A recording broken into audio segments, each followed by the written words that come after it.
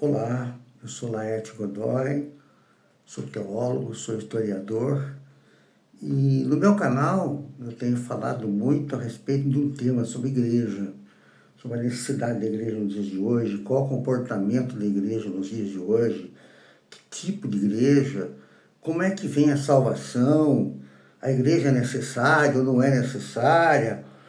Então, vamos tentar focar nesse assunto que merece, claro, dá para escrever um livro sobre o assunto. O primeiro termo de igreja que aparece, ela não aparece como a igreja que nós pensamos hoje, essa feita de templos, de localidades. Essa igreja significava comunidade de fiéis. Eles não viviam em templo, eles viviam todo quanto é lugar, onde ele quisesse estar, era a comunidade de fiéis, aqueles que seguiam Jesus. Os cristãos se reuniam em casas nessa época. Igreja doméstica, eclésia doméstica. Eclésia no sentido de grupo de pessoas reunidas. Não tinha o culto, não tinha uma liderança, não tinha nada disso.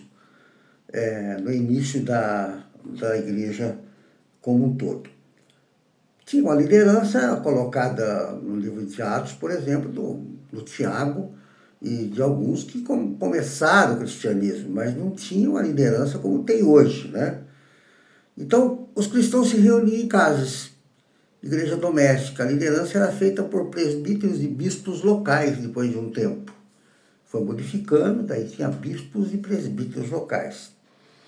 Com a mudança do tempo, no tempo da legalização da Igreja Católica por Constantino, lá em Milão, 313 depois de Cristo, mais tarde com essa adoção como religião oficial do Império Romano, século IV.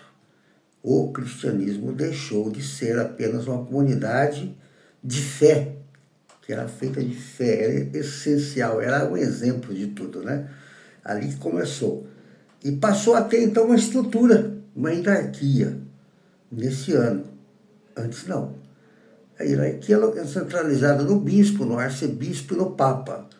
Templos, basílicas, os cultos eram feitos nessas igrejas, nesses prédios. E a ligação estreita com o poder político. Sempre, né? A formação desse modelo institucional católico formatou o conceito de igreja em 4 áreas principais.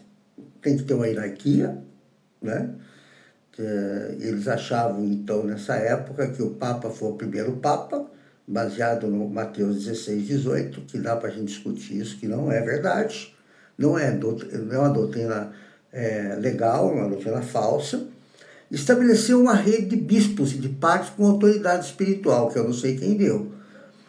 A igreja, então, passou a ver como a única detentora da verdade, intérprete legítima das Escrituras. Ela não acreditava somente nas Escrituras. Ela tinha que interpretar para dar essa verdade com esse contexto. As decisões eram feitas em concílios, como o concílio de Nicéia, por exemplo, Calcedônia foi um deles. A passagem para definir o que a igreja ia fazer dali para frente, daquele momento para frente. Como é que ia mudar essas doutrinas? Através de concílios. O edifício físico começou, então, a se referir ao templo. Aquele templo bonito, maravilhoso, historicamente, toda a cidade no Brasil, que começasse uma cidade, era reservado o lugar mais alto da cidade para a colocação de um templo religioso. Então, as consequências históricas. Ela ajudou, basicamente, a preservar algumas coisas bíblicas, algumas coisas, nem tudo.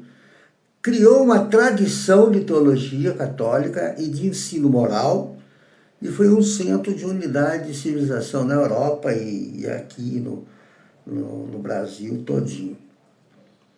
Bom, a Igreja Católica parte de sua estrutura de autoridade através de alguns versículos que eu falei, de Tu és Pedro, sobre esta pedra edificaria a minha igreja.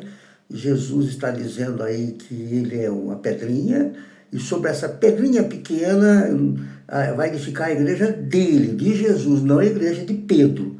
A interpretação, quase muitos que não gostam da teologia católica vai entender que está errada a interpretação. Tu és Pedro. E sobre Pedro significa Petras, ou pedrinha, ou pedregulho, que saiu do pedregulho. Então você está saindo de mim, você então vai ser agora a autoridade para levar o meu nome, mas sou eu a pedra angular, não é você. A Igreja Católica entendeu que foi Pedro, e aí começa toda essa bagunça. E daí disse para Pedro: apacenta as minhas ovelhas, mas apacentar não significa que vai ser bispo, vai ser papa, mesmo porque ele era casado. Então a igreja não ia aceitar alguém que era casado. Naquela época podia até ser, né?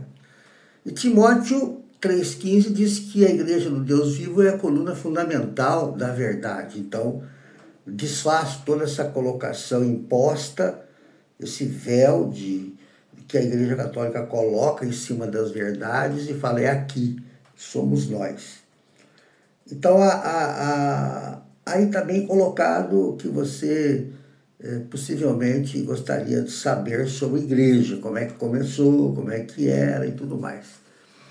Uma coisa que eu posso estar acrescentando aqui, que você pode estar perguntando: e as igrejas evangélicas? No caso do Calvino, no caso de Lutero, no caso de todos os outros que vieram depois, os reformadores, né, de uma certa forma, a reação dos reformadores, como é que eles pensavam sobre isso. Então, é obviamente aí que vai existir um grande problema, e eu quero falar isso no outro vídeo para dar continuidade às minhas palavras.